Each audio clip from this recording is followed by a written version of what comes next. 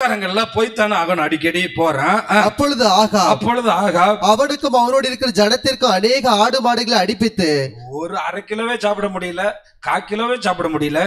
ஆமா, ஆனா இங்க அநேக ஆடு மாடுகளை அடிப்பித்து, எப்படி சாப்பிட்டு ராஜாக்கள் காலத்துல அநேக ஆடு மாடுகளை அடிப்பித்து கீலேயாத்தில் உள்ள ராமோத்திற்கு வரும்படி அவனை ஏவினான். எதுக்கு ஏவினான்னு யோசபாத்துக்கு தெரியாது. ஆனா பின்னாடி ஒரு வஞ்சனை இருக்கு. என்னன்னா 2 தடவை சனகரிப்பு 2 தடவை அந்த சிரியாவின் ராஜாவாகிய, அவன் பேர் வேற வரமாட்டேங்குது, பெனதாத். ஆமா, பெனதாத் 2 தடவை யுத்தத்துக்கு வந்தான். கர்த்தர் இந்த படுபாவி ஆகாபோட ஜெபத்தை கேட்டு 2 தடவை அவ்வளோ பெரிய சிரியா ராஜாவை ஜெயிக்க வச்சார். முதல் தடவை சண்டை மலையில நடந்துச்சு, 2வது தடவை சண்டை சமவெளியில நடந்துச்சு. 2வது தடவை சமவெளியில நடக்கும்போது பெனதாத் பயந்து போய் ஒரு கட்டடத்துக்குள்ள ஒளிஞ்சுக்கிட்டான். ஒளிஞ்ச உடனே ஆகாப் ராஜாவை சொல்றான், பெனதாத் ஆகாப் ராஜா என்ன மன்னிக்கும்படி வேண்டிக் கொள்றேன்னு சொன்ன உடனே ஆகாப் ராஜா மனம் இறங்கி பெனதாத்தை மன்னிச்சிருவான். ஆனா ஆண்டவருக்கு இது பிடிக்காது. அவனுக்கு அன்னைக்கு நைட்டு சாவு வச்சிருந்தேன், அன்னைக்கு அவன் சாவணும்னு முடிவு பண்ணியிருந்தேன். சாவுக்கு நியமிக்கப்பட்டவனை நீ உயிரோட விட்டதுனால அவன் கையில தான் அவனை நான் சாகணும்னு முடிவு பண்ணியிருந்தேன். சாவுக்காகத்தான் உன் கையில கொடுத்தேன். அவன் சாவுக்கு நியமிக்கப்பட்டவனை நீ விடுதலை பண்ணிட்டீல, அதனால அவன் கையால தான் நீ சாவேன்னு கர்த்தர் அவனுக்கு சொல்லியிருந்தார். சொன்னதுல இருந்து ஆகாப் ராஜாவுக்கு தூக்கமே இல்லை 3 வருஷமா. இப்ப மறுபடியும் அந்த சீரியாவினுடைய பெனதாத் யுத்தத்துக்கு வந்திருக்கான். கர்த்தர் சொன்னது நடக்கும்னு யாருக்கு தெரியும்? ஆகாபுக்கு. அதனால நம்ம சாகிறதுக்கு பதிலா யாரை சாவடிச்சிரும்?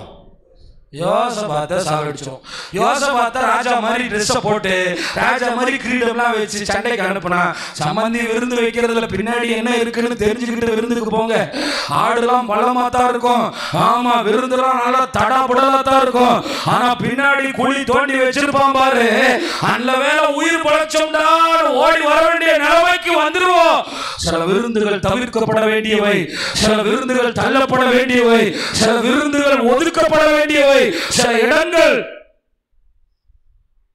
நான் அப்படிதான் சொல்லுவேன், பிள்ளைங்களை சொல்றேன், ஆயுத பூஜைனாலே எனக்கு டெரர் ஆயிடும். காலேஜில் அதை கொடுப்பாங்க, இதை கொடுப்பாங்க. அதனால நான் என்ன பண்ணுவேன்னா, பெலனற்ற காலத்துல ஓடி போய் ஹாஸ்டல்ல உட்காந்துக்கிறேன். அத்தாடி இதெல்லாம் சாப்பிட்டு தேவனுக்கு வருத்தத்தை உண்டாக்கிடக்கூடாது. ஏன்னா நோ சொல்றதுக்கு நமக்கு என்ன இல்லை. அதனால நான் அந்த இடத்துக்கு ஸ்பாட்ல இருந்தா தானே எங்கேயாவது எஸ்கேப் ஆயிடுவோம்னு சொல்லிட்டு நேராக போய் ஹாஸ்டல்ல போட்டு ஆமா தூங்கிடுறதுக்கு ஆப்சைட போட்டு தூங்கின நாட்கள்லாம் இருக்கு. ஏன்னா நமக்கு ஒன்று தெரியும், அவரை வேதனைப்படுத்தக்கூடாது, அவரை வருத்தப்படுத்தக்கூடாது. நான் பாட்டுக்கு விருந்து சாப்பிட்டுக்கிட்டு இருக்கும்போது அப்ப இங்க பாத்தீங்களா ராமோத்துக்கு வரும்படி கூப்பிடுறான்.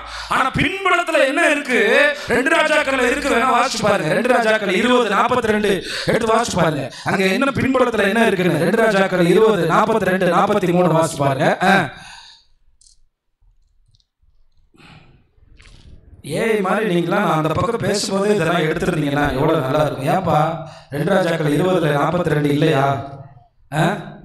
அப்ப 21 பாருங்க. அந்த ராஜா இல்லையா? சார் 1 ராஜாக்களா இருக்கும்பா. சாரி 1 ராஜாக்கள் 20. பல நேரம் இப்படி ஒரு பிரச்சனை வந்தது. வாசிங்க 1 ராஜா. அப்பொழுது அவன் அவனை நோக்கி சங்காரத்துக்கு நான் நியமித்த பெனதாத்தை உன் கையிலிருந்து தப்பி போகும்படி நீ விட்டபடியினால், நீ அவனை உயிரோட விட்டதுனால உன் பிராணன் அவன் பிராணனுக்கு ஈடாகவும், உன் உசுறு அவன் உசுருக்கு ஈடாகவும், உன் ஜனம் அவன் ஜனத்திற்கு ஈடாகவும் இருக்கும் என்று கர்த்தர் சொல்கிறார் என்றார். கர்த்தர் சொன்னபடியே ஆகாப் தோத்து போனா.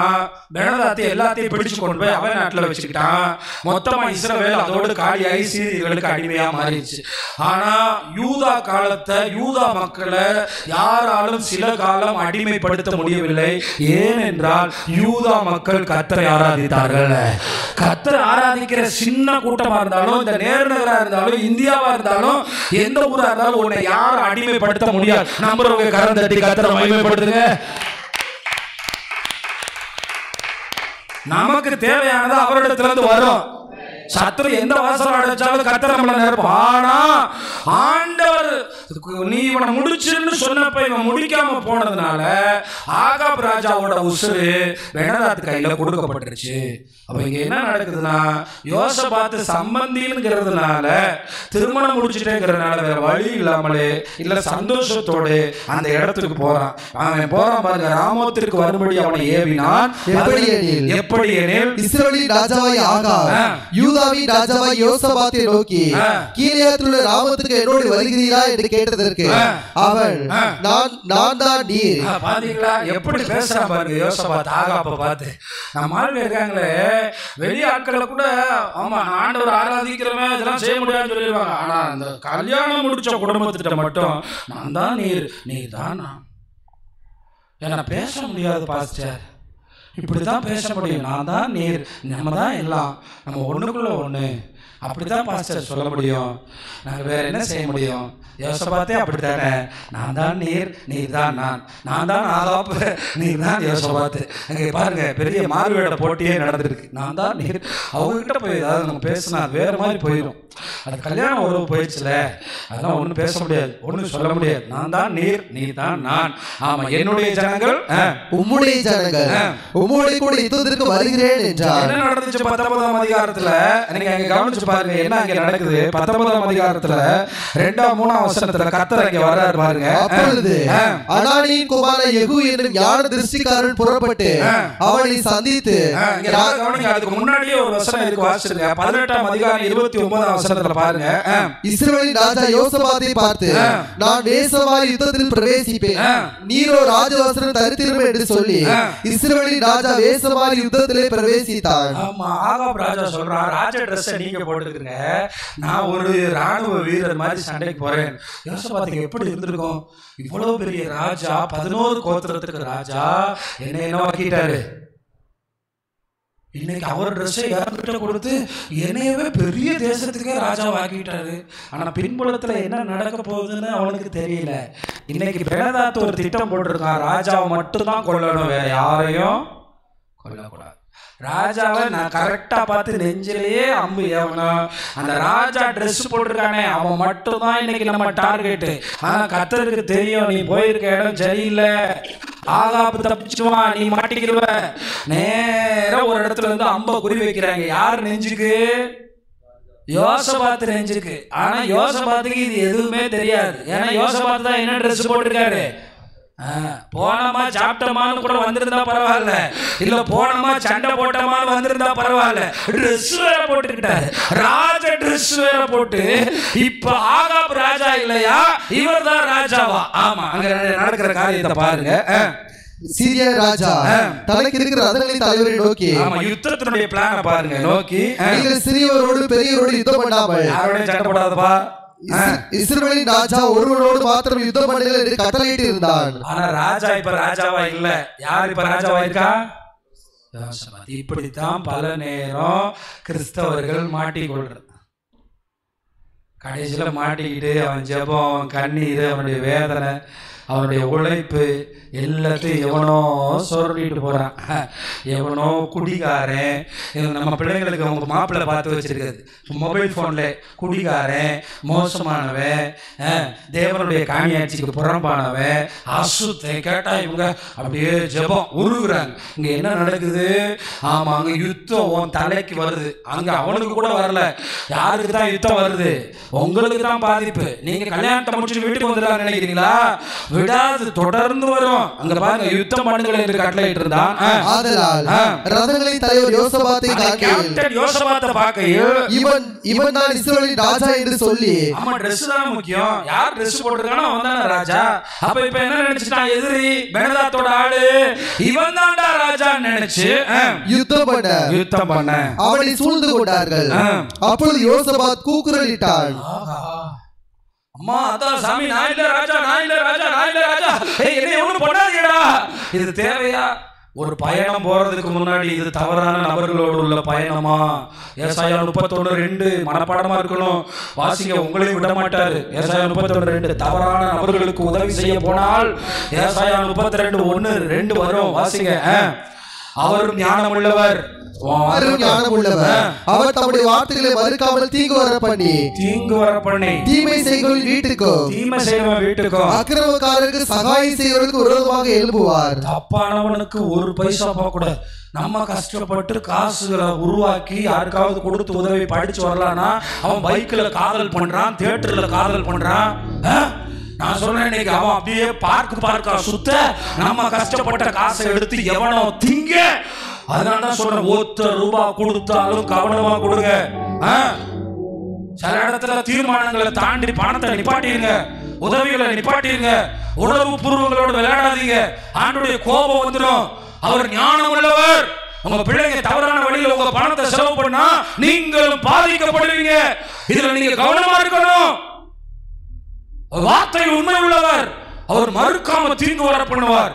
அதனாலதான் சொல்லணும், தவறான நபர்கள்ட்ட எங்க பணம் போயிடக்கூடாது. அவருடைய ஊழியத்துக்கும் அவருக்கும் எங்களுக்கும் ஆனதாக இருப்பதாக. ஒரு பைசாவை உன் பெருமைக்காக கொடுத்துடாதீங்க, ஒரு நாள் கொடுத்துடாதீங்க, உன் பேருக்காக கொடுத்துடாதீங்க. அவர் ஞானம் உள்ளவர்னு தொடங்குறாரு. இதுதான் செஞ்சார். கத்துறான் பாருங்க, யோசபாத் கத்துறான், அம்மா அப்பா விடுங்க, நான் இல்ல ராஜா, என்ன அடிக்கிறீங்க, நான் சும்மா வந்தேன்டா, சாப்பிட வந்தேன்டா. நீ சாப்பிட வந்துட்டு போக முடியானே. ஆனா யோசபாத்து செஞ்ச நல்ல காரியத்தின் நிமித்தம் அவன் கத்துனதை கத்தர் கேட்டார். நல்ல காரியத்தின் நிமித்தம் கேட்டார். இன்னைக்கு வரைக்கும் நம்ம இன்னைக்கு வாழ்றதுக்கு காரணம் சில நல்ல காரியத்தின் நிமித்தம் தான். அதனாலதான் கத்தர் அவன் கூக்குரல கேட்டார். என் பிள்ளை கத்துறானே, தப்பு பண்ணாலும் பிள்ளையாச்சேன்னு கத்தர் அனுசரணையா இருந்தார். அவர்கள் அவனை விட்டு விலகும்படி தேவன் செய்தார். அவன் இஸ்ரவேலின் ராஜா அல்ல என்று இரதங்களின் தலைவர் கண்டபோது அவனை விட்டு திரும்பினார்கள். டார்கெட் ஆகாப் மேல போகுது. ஆகாப்ப முடிச்சாங்க. இது யுத்தத்துல செத்துட்டான். இது யுத்தத்துல அன்னைக்கு ஆண்டவர் சொல்லி 3 வருஷம் டைம் தான். 3 வருஷம் டைம் முடிஞ்ச போது அடுத்த வருஷத்தை பாருங்க. ஒருவன் நினையாமல் வில்லை நாணேற்றி எய்தான். ஒருவன் நினையாமல் வில்லை நாணேற்றி எய்தான். அது இஸ்ரவேலின் ராஜாவுடைய கவசத்தின் சந்துகளிலே பட்டது. ராஜாவுக்கு குறியே வைக்கலையே, எங்கேயோ தானே வில்லு விட்டான். எப்படி ராஜாவோட ஈரல பிளந்துச்சு? எப்படிங்க? அது இஸ்ரவேல் ராஜாவினுடைய கவசத்தின் சந்துகளுக்கு இடையே போடணும். அந்த ஹெல்மெட்டுக்கு இடையில சின்ன கேப் இருக்கும்ல, அதுக்குள்ள பொத்துட்டு போன மாதிரி போகுது. ஆண்டவர் வார்த்தை எவரும் தடுக்க முடியாது. ஆண்டவருடைய நியாய தீர்ப்பை எவரும் தடுக்க முடியாது. எலியா சொன்னதுதான். இதுல நீங்க ரொம்ப கவனிக்கணும். கர்த்தருடைய வார்த்தைக்கு நடுங்குனா பிழைச்சிடலாம். கர்த்தருடைய வார்த்தைக்கு நடுங்குனா தீர்க்காயுசா இருக்கலாம். கர்த்தருடைய வார்த்தைக்கு நடுங்குனா நித்திய ஜீவனை சுதந்திரிக்கலாம். நம்புறவங்க ஆமென் சொல்லுங்க. நீங்க காலேஜுக்கு போங்க, போய்தான் ஆகணும். நீங்க அமெரிக்கா போங்க, நீங்க இத்தாலி போங்க, ஐரோப்பா போங்க, தவறான நபர்களுக்கு விலகி இருக்கணும். உதவி செய்யக்கூடாது. இவன் இந்த பயணத்தை போயிட்டு வந்த உடனே கர்த்தர் தீர்க்கதரிசி அனுப்பி அடுத்த அதிகாரம் 2ஆம் வசனத்துல சொல்றாரு, வாசிங்க. அப்பொழுது அனானியின் குமாரன் யெகூ என்னும் ஞான திருஷ்டிக்காரன் புறப்பட்டு அவனை சந்தித்து ராஜாவை யோசபாத்தை நோக்கி துன்மார்க்கனுக்கு துணை நின்று. பாத்தீங்களா, துன்மார்க்கனுக்கு விட்டு கொடுத்தேன், துன்மார்க்கனுக்கு உதவி செஞ்சேன், துன்மார்க்கனை தூக்கி விட்டேன், துன்மார்க்கனுக்கு. நிறைய விசுவாசிகளை பார்த்திருக்கேன். ஆண்டவர் அறிய